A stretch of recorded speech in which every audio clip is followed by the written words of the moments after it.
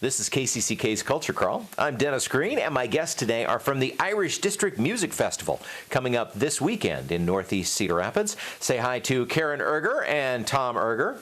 Greetings. Thank you, Dennis. Nice to have you both here.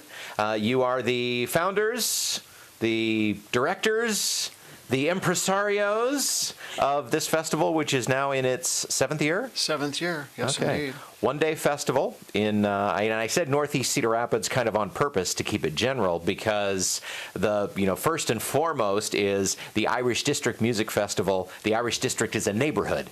It is in Cedar Rapids. It's the Irish District. It's not Irish music necessarily.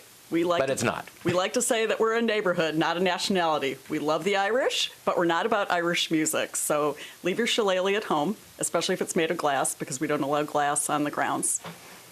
And the coming up Father's Day weekend, this weekend, the 18th, and you traditionally are able to put together an amazing lineup of artists, and this year is no exception. We are very excited for this year. We've got Eric Gales is our headliner this year, a Memphis guitarist that we think is one of our top acts ever. He's bringing his full band coming on about 7 o'clock on Saturday night, and he's going to be doing 2 full sets from 7 to 10. He's got his full backup singers, the whole deal, so we're really excited. Yeah.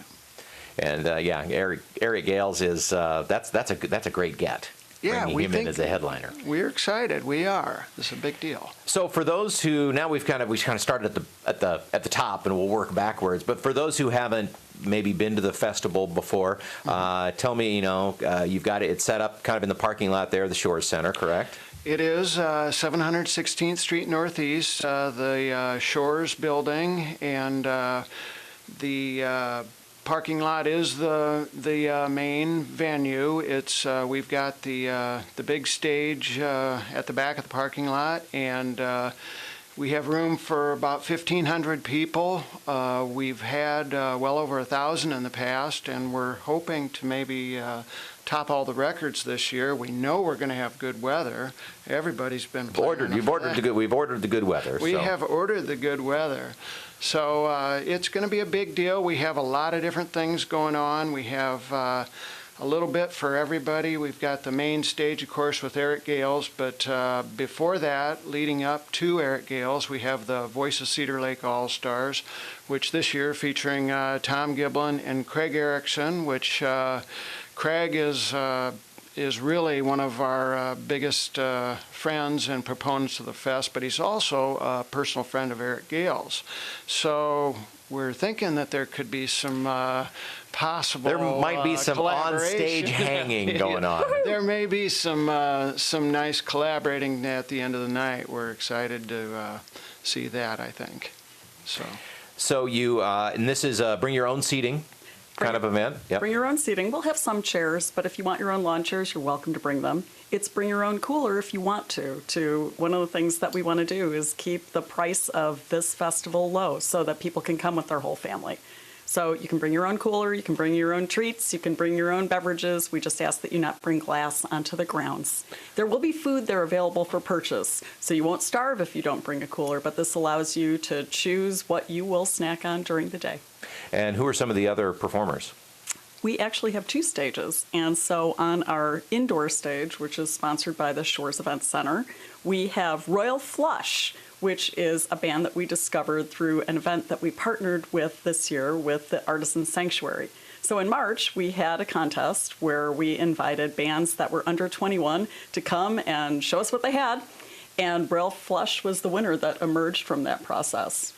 It was. We had 5 bands signed up for it, and as Karen said, it was in collaboration with the Artisan Sanctuary. Jim Jacomari, I'm sure you know. So it was a nice way to join up the nonprofits that are promoting the artists in Cedar Rapids. And so we had a competition. Royal Flush was the winner. There was another participant that was there that night that was really caught the judges' eyes. His name's Leighton White, and he'll be the opening act on the Shores Event Center stage also. So we have 2 young emerging artists from Cedar Rapids that will be taking over that stage, and that's really one of the new initiatives that the fest is really trying to promote, that we are searching out and giving new talent in Cedar Rapids a venue to perform.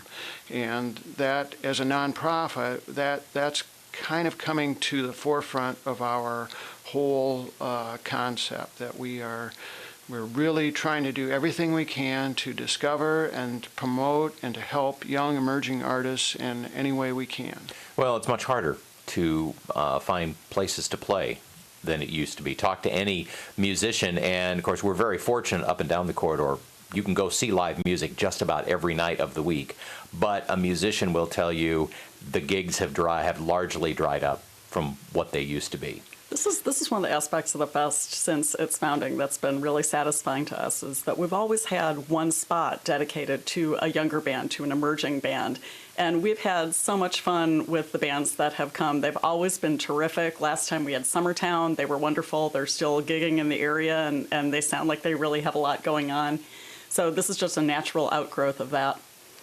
Talking with Tom and Karen Erger about the Irish District Music Festival, which is coming up this weekend, Saturday, 4 till 10, in the Irish District in Northeast Cedar Rapids. And we'll give you the website, more information in a little bit. Any other bands or events that we should talk about that we haven't mentioned yet? Well, I think that's all the bands that we have, and we have the food. We have artists also setting up this year, which was an early part of the fest schedule.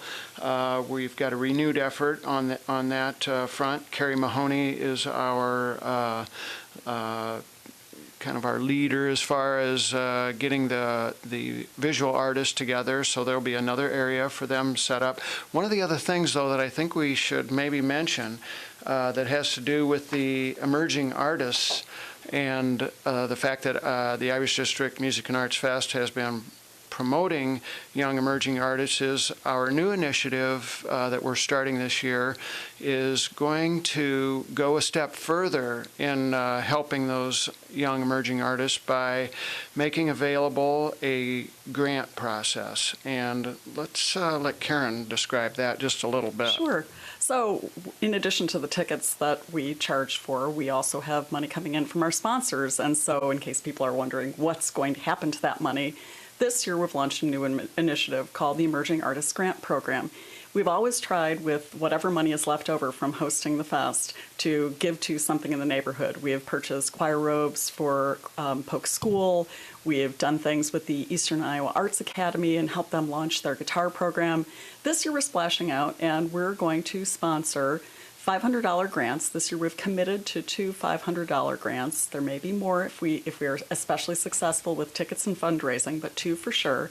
These are going to go to emerging artists. We'll sponsor a contest process, basically a selection process, where we're inviting